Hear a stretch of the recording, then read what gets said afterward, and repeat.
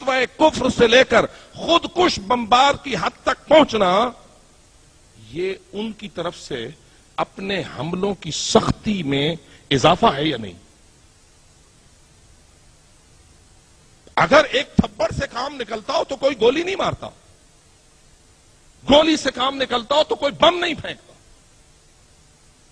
یہ کیا ہوا کہ انہوں نے گالیاں نکالی، کفر کے فتوے دیے، دیوار نویسی کی، جگہ جگہ انہوں نے اپنے سٹیکر چھاپے، یہاں سے ان کے ہمارے خلاف اس ظلم کا آغاز ہوا، اور نوبت آج خود کش بمباروں پہ پہنچی ہے۔ وہ کامیاب جا رہے ہیں یا ہم کامیاب جا رہے ہیں؟ آپ کہیں کہ کیوں مارے جا رہے ہیں، کیوں شہید ہو رہے ہیں، کیوں قتل ہو رہا ہے، کیوں جنازے اٹھائے جا رہے ہیں؟ میرے عزیز، جنازوں سے ڈرو گے تو مشن کو شکست ہوگی۔ زندگی ہے اسی لیے کہ قربان ہو جائے آل محمد کے تشیع پر۔ جیسے آپ قبلہ صاحب سے سن رہے تھے، فوق کل بر بر حتی تقتل فی سبیل اللہ لیس فوقہ بر۔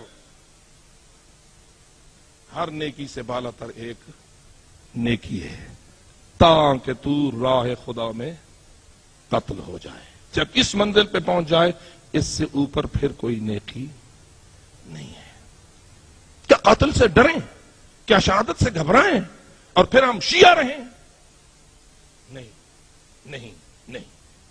لیکن یاد رکھ، شہادتیں مشن کی حیات کا باعث ہیں، مکتب کو حیات جاوید بخشنی ہے۔ جو شہادت چھوڑ کر میدان سے بھاگتا ہے وہ اپنی ذات کو تو بچا لیتا ہے لیکن مکتب کا نقصان کرتا ہے اور اللہ اس پہ لعنت کرتا ہے۔ اذ تصعدون ولا تلوون على احد والرسول يدعوكم في اخراكم۔ جب تم پہاڑوں کی چوٹیوں پہ چڑھے جا رہے تھے اور رسول اکرم تمہیں آخری صفوں میں کھڑے ہوئے بلا رہے تھے اور تم مڑ کر دیکھنے کی بھی جسارت نہ کرتے تھے، یہ قرآن ان کی مذمت کر رہا ہے یا تعریف کر رہا ہے؟ اور کیوں کر رہا ہے؟ جان بچائی۔ جان بچانا کوئی فخر نہیں، ہاں ایسے مقام پہ جان دینا جہاں مکتب کو حیات ملے اور کامیابی ملے۔ عزیزان گرامی، یہ گزشتہ دور جس میں گزرا ہے اور آج بھی یہ صورتحال ہے، اور حقیقت یہ ہے ہم مجمع اہل بیت کی اس میٹنگوں میں اور ان اجلاسوں میں شریک رہے، سارے بزرگان گواہ ہیں، چھوٹے مقرر سے لے کے بڑے مقرر تک، عام عالم دین سے لے کر راہبر معظم حضرت آیت اللہ العظمی سید علی خامنئی مدظل العالی تک، سب نے ہمیں یہ درس دیا۔ لوگوں یاد رکھو، دراصل تشیع کی ترقی اور تشیع کی بلندی مجبور کر رہی ہے دشمن کو کہ وہ اپنے حملوں میں سختی کرے۔ یعنی بالفاظ دیگر، جب تو تشیع کے دشمن کے حملوں میں سختی دیکھے تو سمجھ لے کہ تیرے تشیع کی عظمت میں اضافہ ہوا ہے۔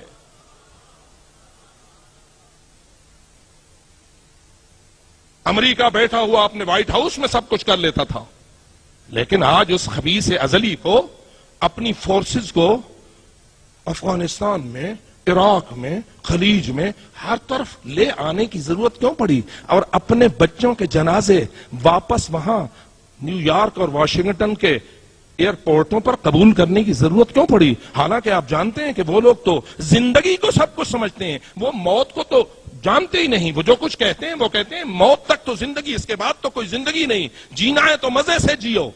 لیکن آج انہیں اپنے جنازے قبول کیوں کرنے پڑے؟ اس کا بالفاظ دیگر مطلب یہی ہے نا کہ انقلاب اسلامی کے ایران میں کامیاب ہونے اور نہضت حضرت امام خمینی رضوان اللہ تعالی علیہ کے مضبوط ہونے کا نتیجہ ہے کہ گھر بیٹھ کر اب وہ ہمیں شکست دینے میں کامیاب نہیں ہو رہا، اب اس خبیث کو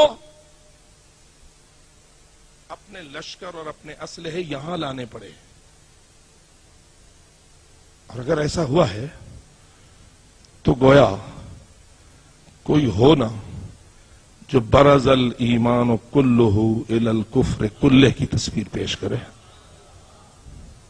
کیا جنگ احزاب اسی کا منظر نہ تھا؟ وہاں تو حضرت رسول اکرم اور آپ کے مسلمانوں کو مکے کی زندگی میں اذیتیں دیتے تھے. رسول اکرم مدینہ منورہ میں آئے, حکومت بنائی, کامیاب ہوئے. اب ان خبیثوں نے اپنے آہستہ آہستہ لشکروں کو قریب کرنا شروع کیا. جنگ بدر کا منظر اور تھا, جنگ احد کا منظر اور تھا, اور جنگ احزاب تو آپ جانتے ہیں کہ سارے متحد ہو کر, یعنی بالفاظ دیگر اپنی نیٹو بنا کر, نیٹو سیٹو جو آج کل کا نام ہے, وہ بنا کر آئے. اور احزاب اسی لیے سورہ قرآن مجید احزاب کا نام ہمیں اسی لیے یاد دلاتی ہے. احزاب اکٹھے ہوئے, جب آئے تو کون ہو کہ جس کی ضربت ثقلین کی عبادت پہ افضل ہو جائے. تو یہ منظر گویا آپ کے سامنے ہے. الحمدللہ کہ ایران اور ایران کے ساتھ حامیان, مخلصین, ہم تشیع والے, جب یہ صورتحال ہے تو ہمارا فرض ہے کہ ہم اس کی تحلیل کریں, دیکھیں کہ دشمن کا اپنے حملوں میں سختی کرنا اور حتیٰ کہ خود کش بمباروں تک پہنچنا. یہ خود کش بمبار ویسے تو جان نہیں دیتا, کوئی منحوس شیطان ہے نا جس نے اسے اس منزل پہ پہنچا دیا ہے جس منزل پہ جنگ جمل میں بنی ذبح کسی اونٹ کو بچانے کے لیے اپنی جانوں کے ٹکڑے کروا رہے تھے.